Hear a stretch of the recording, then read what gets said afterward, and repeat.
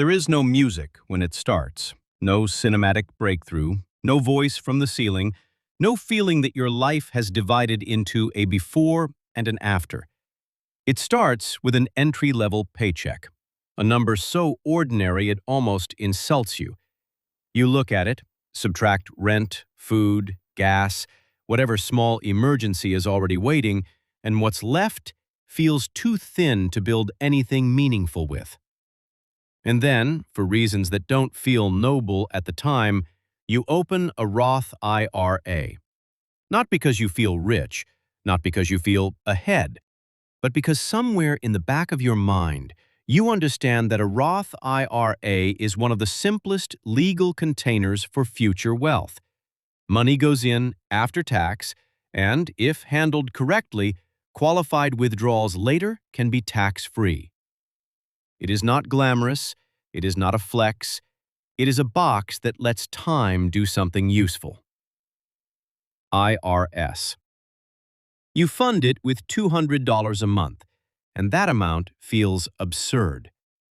$200 is dinner out a few times, a car payment fragment, a utility bill with good manners.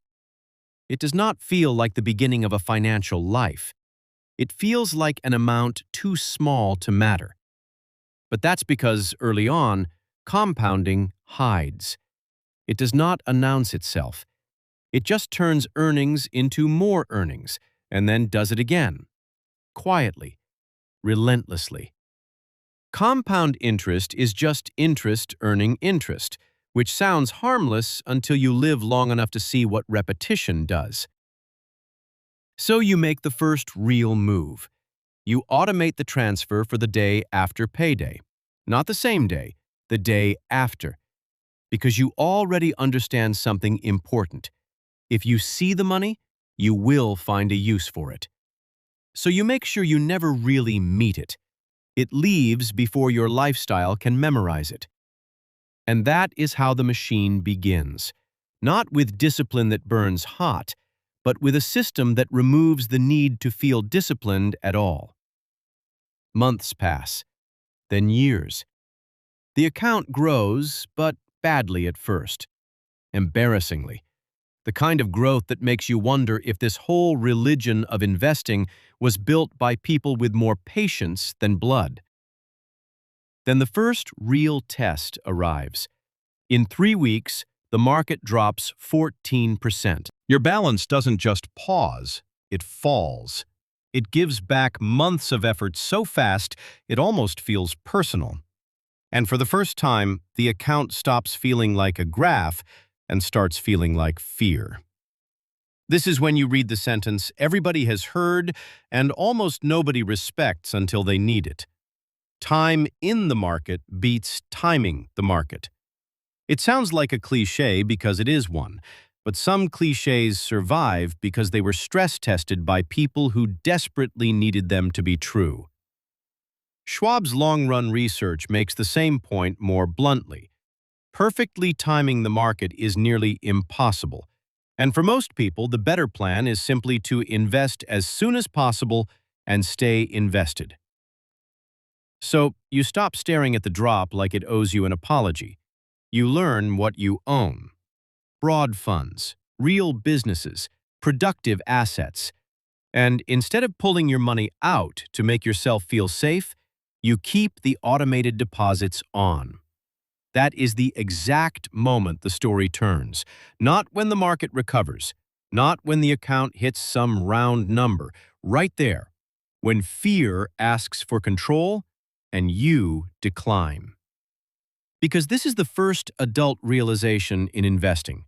Some of the best returns arrive immediately after large declines, but only for people who remained in the room. Years later, the next shift is psychological. You check your accounts at the end of a year and realize your investments returned $5,800 in a single calendar year. You did not pick stocks. You did not make one brilliant tactical move. You did not crush it. You went to work. You answered emails. You reheated leftovers. You slept. And meanwhile, somewhere underneath your ordinary life, Your assets produced output without asking for your presence. Sit with that. That $5,800 appeared while you were busy being a person. That is the moment the word asset stops sounding academic. It becomes physical, mechanical. An asset is no longer a term from a finance book. It is a machine that generates result independent of your labor. And once you understand that, your internal questions begin to change. You stop asking, how much can I earn? You start asking, how many things can earn if I'm not there? And that question reorganizes a life, because now there are two people walking around with the same salary, and from the outside they look almost identical.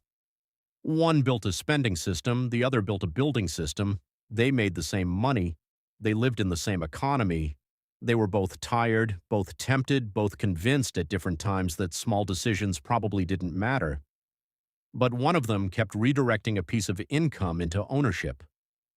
Now that account has reached roughly $134,000. And here is the brutal part. Even if not another dollar were added, at 7% average annual growth, that money alone would become a little over $500,000 in 20 years. No miracle, no inheritance, no lottery ticket. Just a small amount of money redirected early, then repeated long enough for the repetition to become irreversible. That is the unseen gap. Most people imagine financial distance is created by giant events. It usually isn't. It is built by small automatic behavior that compounds in private until the difference becomes too large to hide. And then one ordinary Monday morning, before a 9 a.m. call, the portfolio crosses $1 million. No confetti, no one knocks on the door. The coffee is still too hot. Your inbox is still full. The meeting still starts in 12 minutes. But the number has changed, and at this size, the math becomes difficult to ignore. Depending on returns, compounding alone can now add roughly $58,600 to $73,780 in a year. That means the portfolio's passive growth is now larger than many full-time salaries. It arrives without clocking in, without commuting, without asking how you feel today. And that is when the final illusion dies, the idea that income only comes from labor. Because now the machine is large enough to speak for itself, take that principle to its limit. A portfolio held for 40 years with the core positions simply left alone can grow from $4 million to almost $60 million at around 7% annual compounding. Not because the owner became superhuman, because the system did what systems do, it kept going. That is the real philosophy underneath all of this. The wealth was not built by inspiration. Inspiration is loud, temporary, and emotionally expensive. The machine runs on something much less exciting. A first small decision, a specific number, an automated transfer, the willingness to keep buying when the story gets ugly, the refusal to interrupt a process just because it feels too slow to be working. That's all. Not heroism. Just repetition long enough to become structure.